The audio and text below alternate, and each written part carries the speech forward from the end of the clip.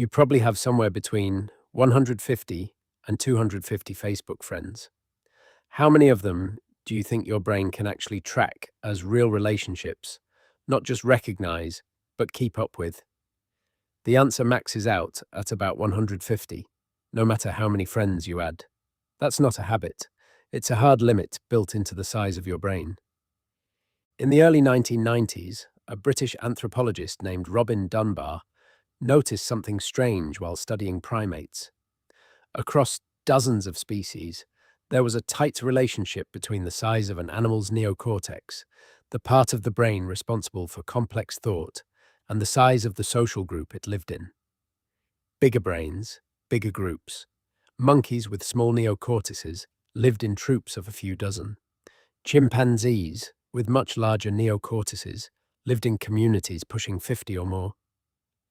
Dunbar plotted this relationship across 38 primate species, then used the size of the human neocortex, proportionally the largest of any primate, to extrapolate what our natural group size should be.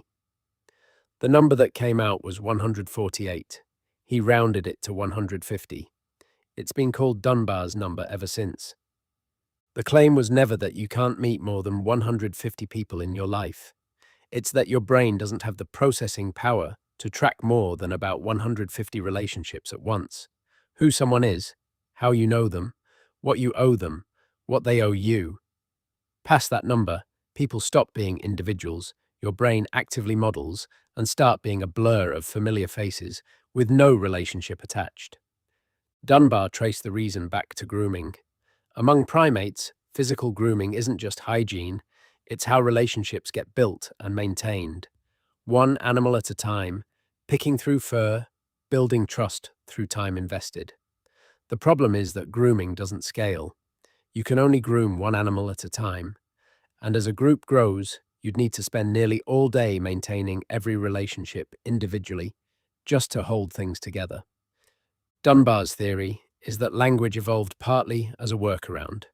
Instead of grooming one individual at a time, humans could talk to several people at once, trade information, catch up on who did what to whom. Language let us groom multiple relationships simultaneously, which is part of why our circles could grow so much larger than a chimpanzee's.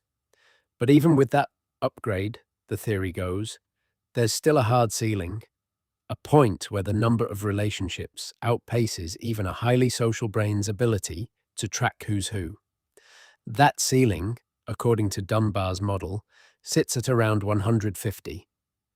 Dunbar described this as a series of nested layers, each one roughly 3 times the size of the one inside it. At the center, a support clique of about 5 people you'd call in the middle of the night without hesitating.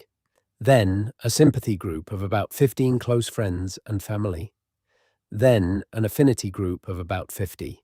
Then, the outer edge, about 150 total. The largest number of relationships most people can maintain as more than a name. Beyond that, the model shifts from relationships to recognition. Roughly 500 acquaintances and around 1,500 faces you could name at all. What makes Dunbar's number interesting isn't just the math. It's how often that number shows up in places that had no idea they were confirming a theory about primate brains. Hutterite religious communities in North America have a rule. Once a colony grows past 150 people, they split it in 2.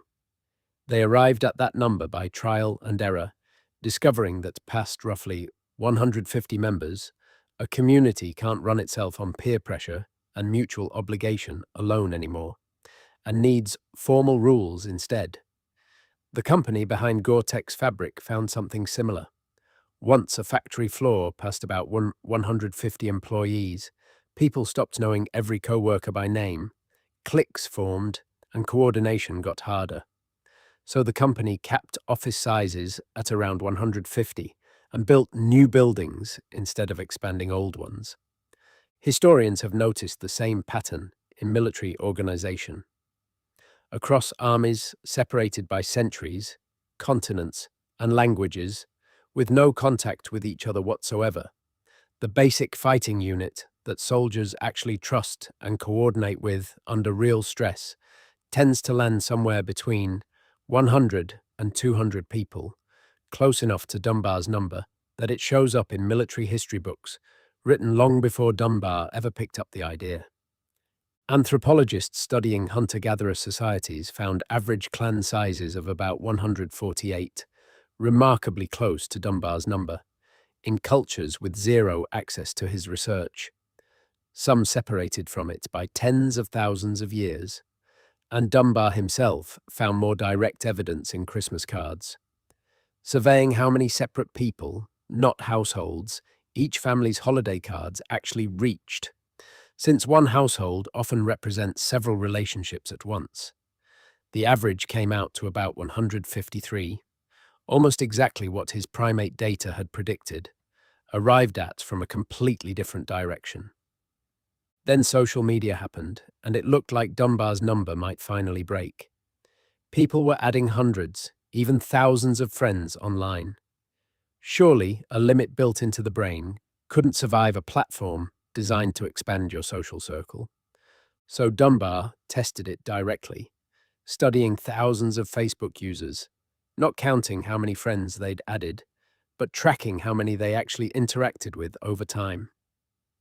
Despite friend lists in the hundreds, the number of people users actually maintained anything like a real relationship, with still leveled off at around 150.